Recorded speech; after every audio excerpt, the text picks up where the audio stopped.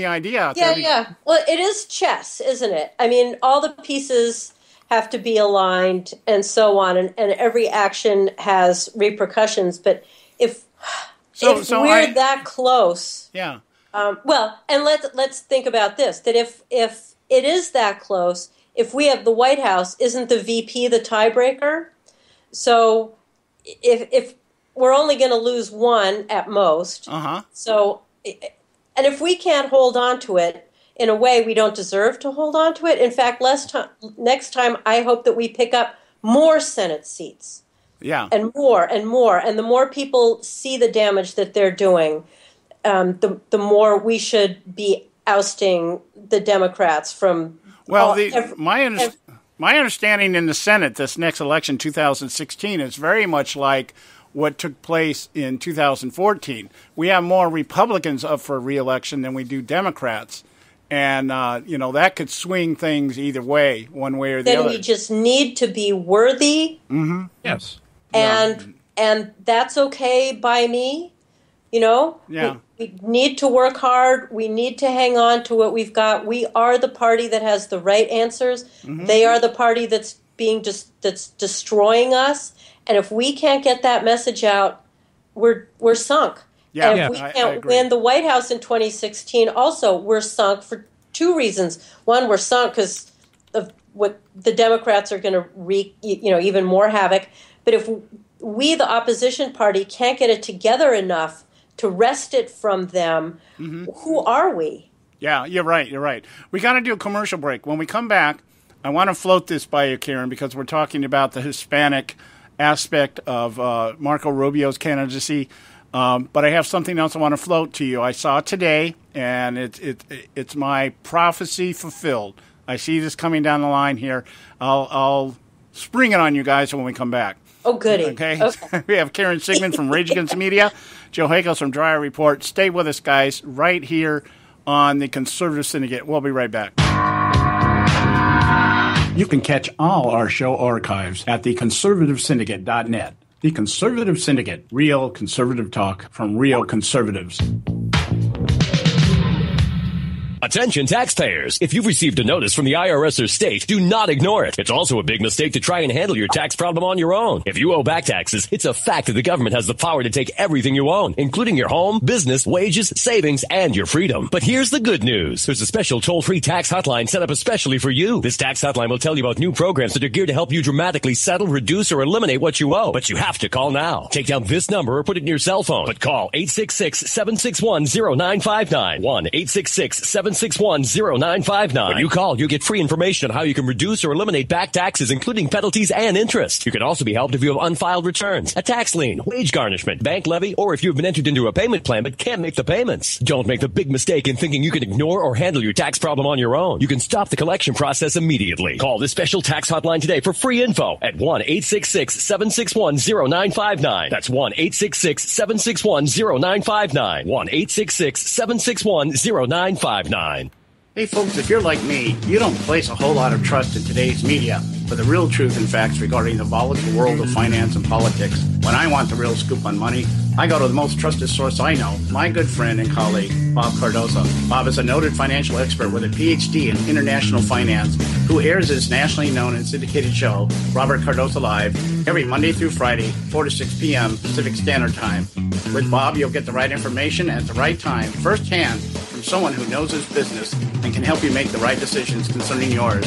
Bob airs live every Monday through Friday from 4 to 6 p.m. Pacific Standard Time on blogtalkradio.com/Robert Cardoso Live, or you can choose any one of his archive shows at blogtalkradio.com/Robert Cardoso Live. That's blogtalkradio.com/Robert Cardoso Live. For complete and honest commentary on politics, finances, and culture, check Bob out. You'll be glad you did.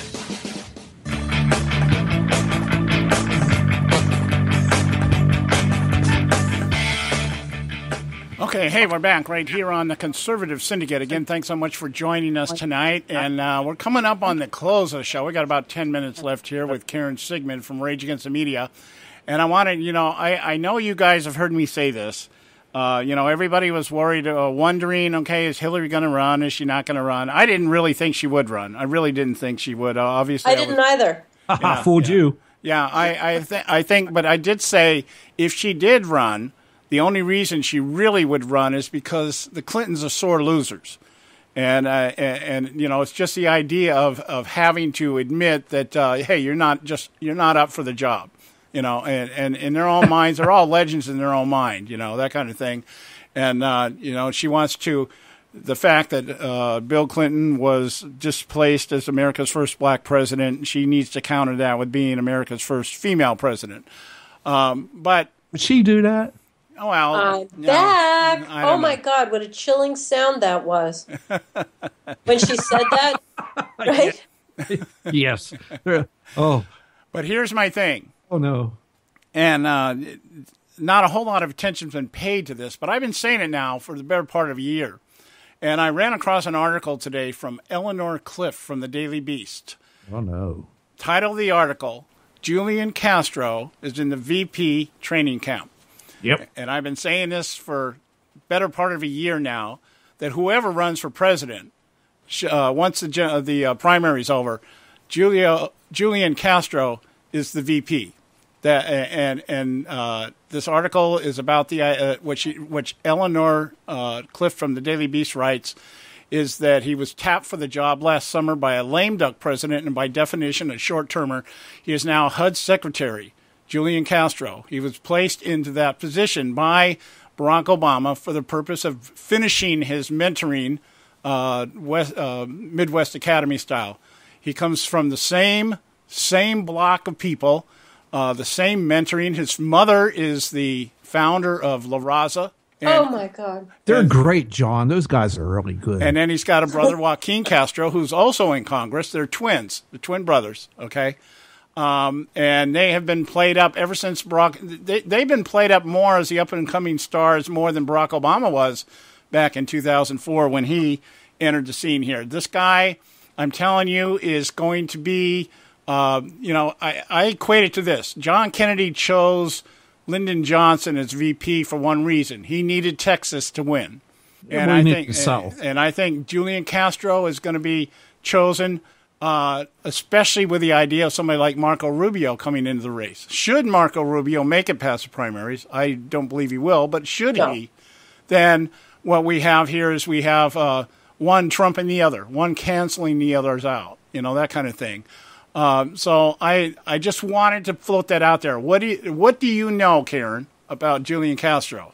Not a thing, to be perfectly honest, but the whole... and that's exactly why they'll run him. Yeah, that's a great point. He's a clean and slate. And to get demographic, that particular demographic, It used to be for a geographic region, but now it's obviously we're seeing it sliced a different way. She's got the women vote, which is... I still can't get... I'm so disgusted and insulted and just every horrible feeling thinking that she's supposed to represent the women's vote. I mean, I just don't even... I can't get my mind around that. And then somebody else who's Hispanic supposed to get that vote. It's who they think we are as people is what disgusts me more than anything. Well, that's because they think women all want Brad Pitt to run. Yeah. Hey, I'd be totally behind that. Don't go mocking Brad Pitt. I will. No, but really, how insulting that I'm supposed to vote for Hillary because of her private parts. Yeah. Ooh, come on. Ow. Right? Stop. What else? Because nobody can look at her and say, now she represents women.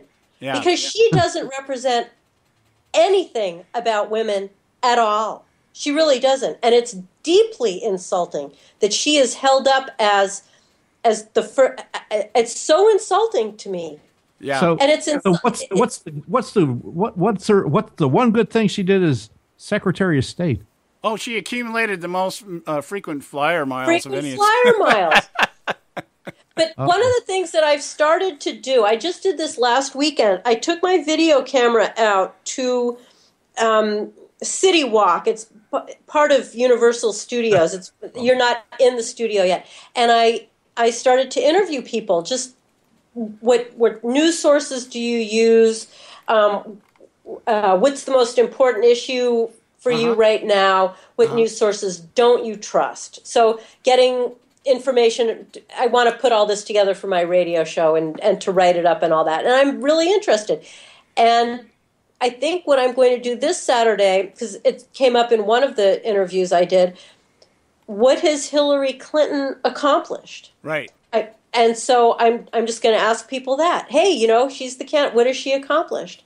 And just get people to think that it's okay. The Democrats feel they should do what they're told. This is something that is really hard for me to wrap my mind around. But I want people to start thinking about what she's accomplished and that it's okay for them to decide not to vote for her. Amen. Well, Way to go, Karen. One of the things... getting out there and prodding people and making them realize that they can have an independent thought. Yeah, I know it's shocking.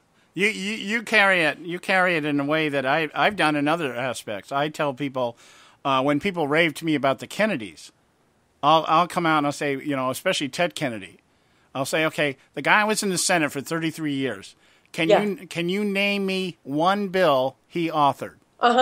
He never authored anything. He co-authored a few stuff. He signed on. He campaigned for. But this guy never wrote a law the whole time he was in the Senate. And Is that right? Yeah, yes. People don't know that. They just think, he did so much. No. What he did was he would get out and campaign. He was point man for other laws that were written by other people. And he co-authored a couple, meaning they put his name on it. But this guy, you can't attach any laws that were ever passed in this nation by Ted Kennedy, 33 years in the Senate. But they all know that he was, I've been told this, an intellectual titan. I could not make this up.